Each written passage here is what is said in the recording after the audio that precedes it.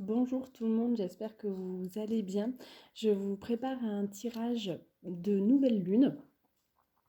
C'est une nouvelle lune qui a eu lieu à 10 heures ce matin. Vous avez encore quelques jours pour pouvoir travailler, pour pouvoir utiliser les outils que vous souhaitez.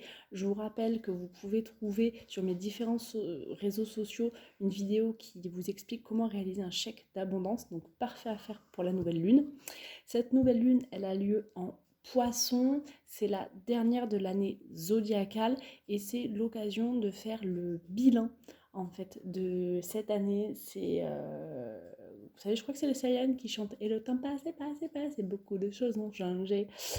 On fait le bilan calmement. Bon, ben voilà, c'est un peu ça l'idée. Il faut tirer des leçons des expériences, il faut essayer de libérer toutes les choses que vous pouvez avant le printemps. Du coup, ça me fait embrayer avec l'oracle d'Anka. Je vais vous dire un petit peu ce que vous avez besoin de travailler sur jusqu'à la prochaine nouvelle lune.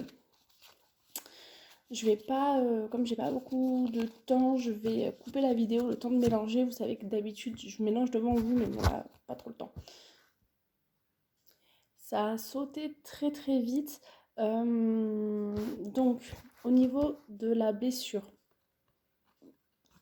on me dit que le problème vient de l'intention d'autrui. C'est-à-dire qu'il se pourrait que ce soit quelqu'un d'autre qui vous fasse du mal, qui vous veuille du mal. Alors ça peut être de façon très intentionnelle, donc quelqu'un de très toxique et quelqu'un de très nocif, mais ça peut aussi être des gens qui vous donnent des conseils sans vous le demander, des gens qui se permettent de parler de vous, sur vous, et ils le font pas forcément à mal, n'empêche que ça, c'est une forme de magie noire, et donc il faut essayer de s'en éloigner. On me parle de schéma répétitif. Donc il se peut que vous continuiez de faire quelque chose et que du coup ça fasse un peu jaser. Comme si les personnes autour de vous disaient quelque chose du style ah mais ça lui a pas servi de leçon la première fois, ah mais visiblement elle comprend rien puisqu'elle recommence, ou qu'il recommence, hein, mais elle la personne. Donc voilà, vous êtes dans un espèce comme ça de schéma, quelque chose que vous répétez parce que je pense que vous n'avez pas encore complètement compris la leçon. Donc bah, tant que vous n'avez pas continué, en fait, la vie va vous mettre, l'univers va vous mettre euh, le même format en fait de difficulté jusqu'à ce que vous compreniez que voilà, la façon dont vous faites actuellement, c'est pas forcément la bonne. Donc attention. Mais vous pouvez aussi du coup l'expliquer comme ça aux gens en lui disant ben, tu sais quoi, c'est peut-être que j'ai pas encore trouvé en fait la bonne manière de faire, ok, mais laisse-moi faire et j'ai besoin de ton soutien.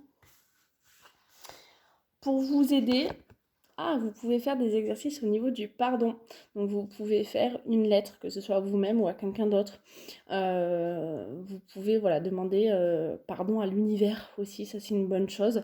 Vous pouvez parler à votre enfant intérieur parce que peut-être que vous devez lui demander pardon aussi. Et vous pouvez travailler sur les différents chakras. En fait, on vous dit là qu'il faudrait peut-être les travailler tous. Faites un soin général. Alors, allez voir quelqu'un de compétent, par pitié. Voilà, après vous pouvez aussi trouver des méditations qui sont chouettes sur YouTube. Vous avez Yann et Olivia, moi je travaille beaucoup avec eux. Voilà, c'est des gens, mais de toute façon, vous allez le voir assez vite hein, si les personnes, elles vous proposent des choses sérieuses et des choses positives. Ou sinon, voilà, le chakra racine, bah, vous avez pas mal d'exercices, porter du rouge, des choses très simples, manger des aliments rouges. Imaginez que vous avez les pieds ancrés dans le sol, que ce sont des racines. Si vous voulez, par exemple, le troisième œil, bah, vous vous imaginez un œil au milieu du front qui s'ouvre. Enfin voilà, vous pouvez comme ça travailler différemment sur des choses très très simples pour réaligner vos chakras. Et ça, voilà, c'est peut-être ce qu'on vous demande de travailler jusqu'à la prochaine nouvelle lune. Donc ça, hop, c'est fait. On va prendre l'oracle de la lune pour justement voir un petit peu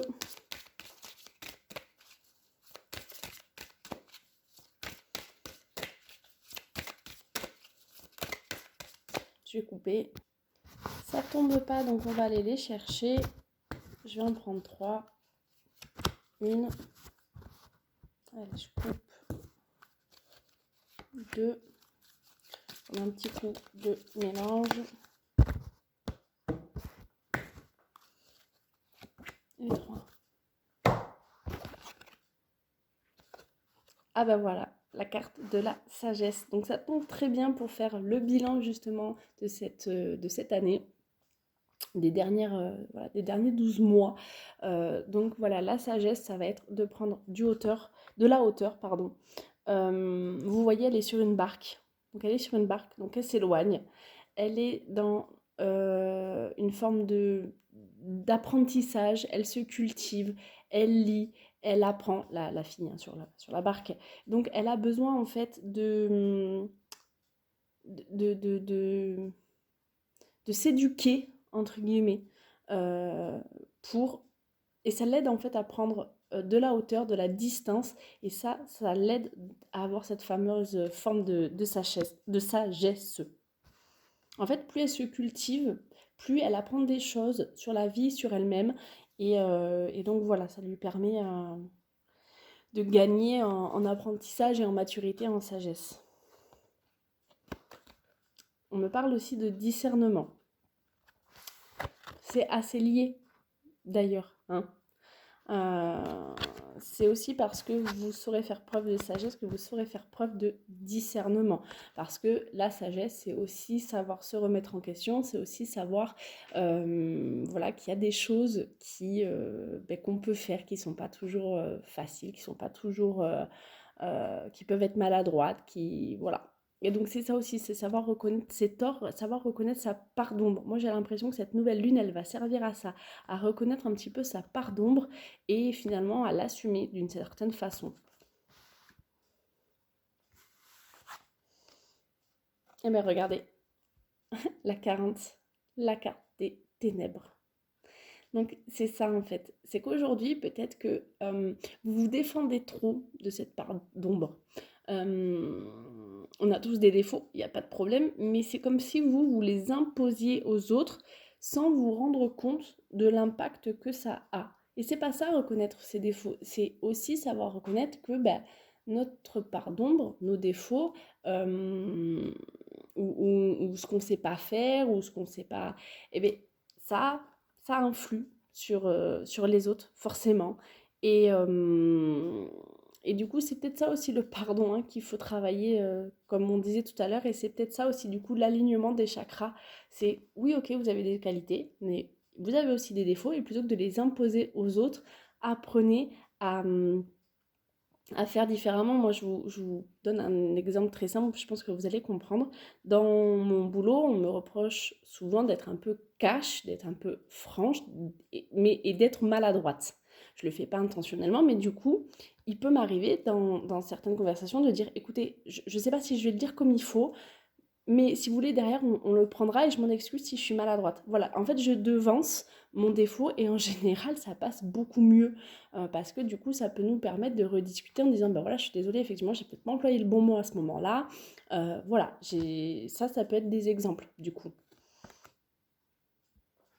Je vais terminer par mon petit oracle des messages vibratoires que j'ai eu à Noël. Moi, je suis trop contente, il est trop beau.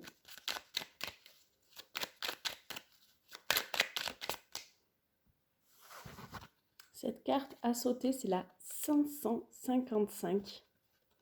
Je vibre la richesse. Je suis alignée à la richesse. À la richesse. La richesse règne dans tous les domaines de ma vie. Vibration, richesse, alignement.